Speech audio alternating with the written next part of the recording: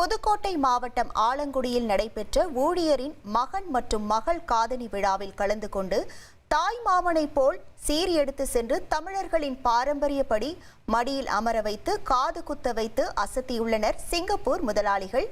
கூடுதல் விவரங்களோடு இணைகிறார் நமது செய்தியாளர் துர்கா மகேஸ்வரன். வணக்கம் துர்கா மகேஸ்வரன், இது தொடர்பான விவரங்கள். வணக்கம்.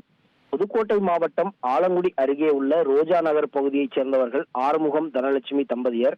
இவர்களுக்கு லட்சயா என்ற மகளும் தரணீஸ்வரன் என்ற மகனும் உள்ளனர். ஆறுமுகம் சிங்கப்பூரில் உள்ள கோல்ட்ஃபீல்ட் கன்ஸ்ட்ரக்ஷன் பிரைவேட் லிமிடெட் என்ற நிறுவனத்தில் கடந்த 20 ஆண்டுகளாக பணிபுரிந்து வருகிறார்.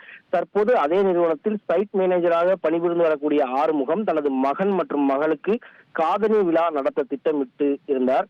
ஆறுமுகம் இந்த விழாவிற்காக தனது சிங்கப்பூர் நிறுவன முதலாளிகளான ஷியாம் மற்றும் ஆல்பர்ட் ஆகியோரிடம் தெரிவித்து தங்கள் ஊரில் நடைபெறும் காதணி விழாவிற்கு நீங்கள் அவசியம் வந்து கலந்து கொள்ள வேண்டும் என்று தெரிவித்துள்ளார்.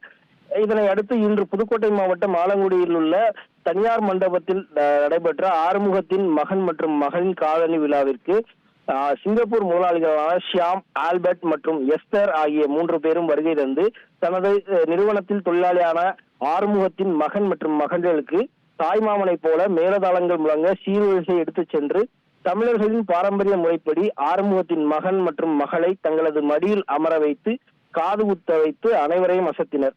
மேலும் ஆறுமுகம் தனது சிங்கப்பூர் முதலாளிகளை வரவேற்கும் விதத்தில் பல்வேறு இடங்களில் விளம்பர பதாகைகளை வைத்து சாரட் வண்டியிலும் குதிரையிலும் ஏற்றி ஊரை வியந்து பார்க்கும் வகையில் மேலதாளங்கள் முழங்க அழைத்துச் சென்றது நெகிழ்ச்சியை ஏற்படுத்தியது. உங்கள் விவரங்களுக்கு நன்றி துர்கா மகேஸ்வரன்.